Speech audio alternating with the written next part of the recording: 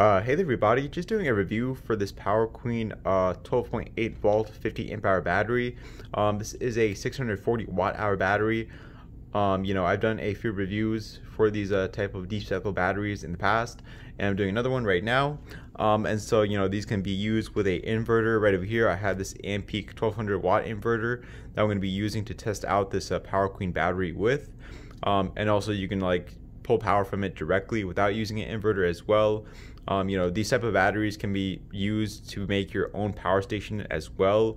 It's an alternative way of using power. And so this Power Queen 50 amp hour battery, it's on the smaller side when it comes to deep cycle batteries, but at the same time it's also lower cost. But 640 watt hours of capacity for the price of this battery is pretty reasonable when you compare it to power stations. But of course you have to figure out how you're going to be pulling power from it. But just taking a look at what's included in the box, you get the battery, of course. You get a total of 4 post bolts. I have 2 right over here and 2 on the battery right now. And right over here I do have these positive and negative covers that go on the terminals for the battery as well. Right over here is the manual, and this is a sheet of paper that gives a ton of useful information when it comes to using the battery for safe operation. So right over here, notice before use, operating precautions right over here, and just taking a look over at this side, it does give you connecting precautions and do's and don'ts as well. And so a lot of deep cycle batteries do come with a sheet of paper. I usually don't go through manuals for the products that I review. However, I'm just making an exception this time because this is a deep cycle battery, a bit more complicated than other products that I review. So I just thought, why not give you guys a deeper look at the specifications. And so yeah, it does have a 7.7 by 6.5 by 6.6 inch form factor. The weight isn't listed right over here, but I think it does weigh 11.5 pounds. And so on the size and the weight, this battery is pretty lightweight and pretty small. I would say a lot smaller and lightweight than a 100 amp hour battery that I have reviewed in the past. It does use a 16 millimeter bolt length. Right over here, operating voltage is 12.8 volts, charging voltage is 14.4. Max continuous load power is 640 watts, and max continuous charging and discharge current is 50 amps. So you can output 640 watts and input 640 watts into this deep cycle battery. And so just taking a look over here, just give you just a few instructions on how to use the battery and getting set up with it.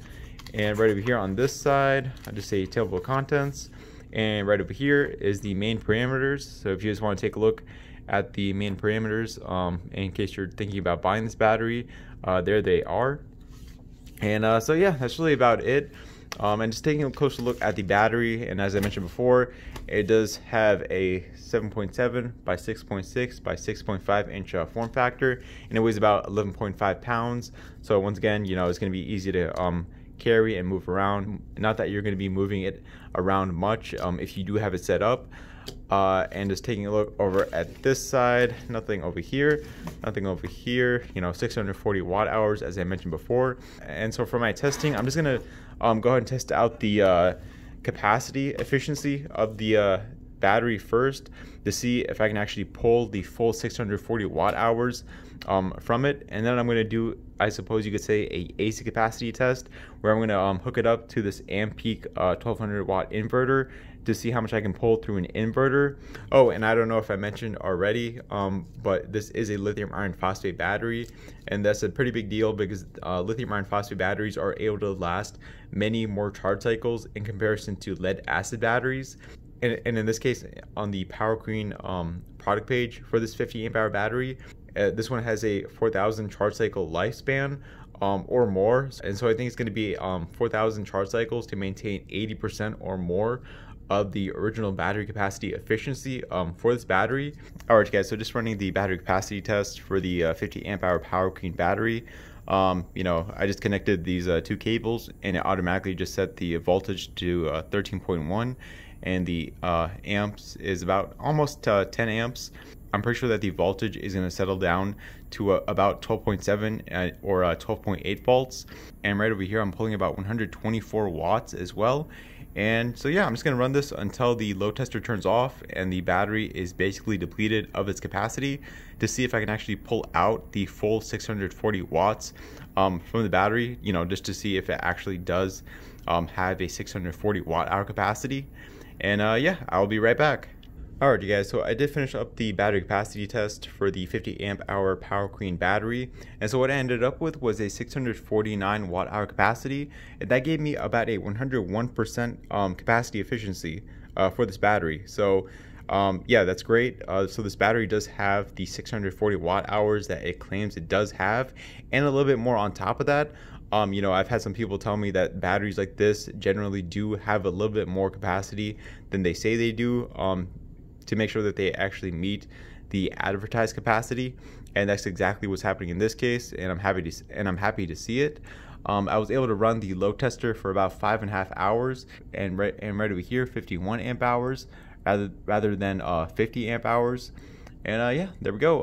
Alright guys, so just back with the Power Queen 50 amp hour battery, and so right now I do have the Ampeak 1200 watt pure sine wave inverter connected to the Power Queen battery right over here. And so what I'm going to do now is I'm going to run a AC capacity test, I suppose you could say, to see how much you know, battery capacity I can use through an inverter, because some battery capacity will be lost when you use a battery like this with an inverter. And right over here I do have this heater, because I did test out this heater with the battery to see if I can pull more than 640 watts from it, and I could for like a few minutes, but then the battery automatically just shut down, and you know, it basically couldn't supply the 850 watts that this heater was pulling on its low setting. So yeah, I mean, that fits into my other 50 amp hour time USB battery that I've also reviewed. Basically, you know, 50 amp hour batteries like this one, they're only able to like deliver 640 watts, and anything above that they will automatically shut down. For the 100 amp hour batteries that I've reviewed, they are able to go over 1200. They are able to go over 1280 watts, but for these 50 amp hour batteries, I would consider them to have a hard limit. So just a heads up, I did try to run this heater continuously until the battery was fully depleted, but that test kind of failed. That's not the fault of the battery, that's just how it went. I just wanted to let you guys know that. So in this case, I'm going to be using this crock pot that I'm going to use to run down the capacity for the battery all the way down to 0%. And you know, and also these cables right over here, they came with the Ampeak inverter, they didn't come with the battery.